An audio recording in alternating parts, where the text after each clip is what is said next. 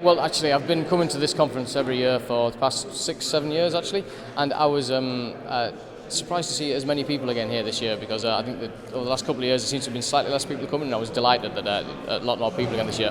It's funny every year to see some of the same faces and always some new faces as well, which is great. I have to say that the best thing for the conference today was actually the iPod experiments, which I think was sort of, as everyone's kind of been saying, because to have such, the little device that all the kids have and do so much science with it, it's fantastic.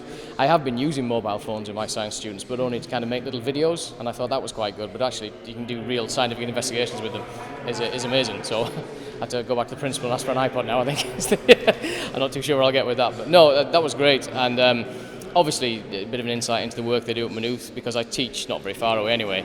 So a lot of our students would come on here, so to have a bit more insight into what they're actually doing at the college is always useful to know, to pass that on to the students as well. Well, I teach in Dunboyne, which is only sort of 15 minutes from here. I've been teaching there, say, for the past 7 years.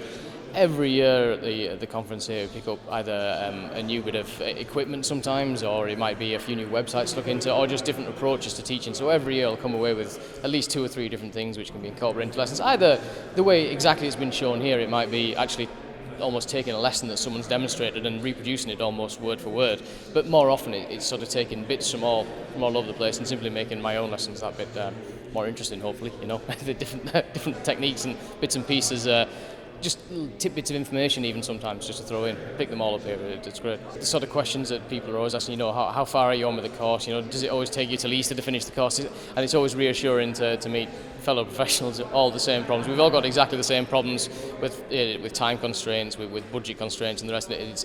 It's reassuring, it helps to know that you're not the only person that's dealing with these issues and having trouble with one or two things, So, and it's useful because other people have different ways of dealing with things, so you find someone might have an idea of teaching them in a slightly different order. You can try that out or whatever, or other approaches. You get, obviously, colleagues are one of the best sources of information and training. You're talking to other people, so no, very much so.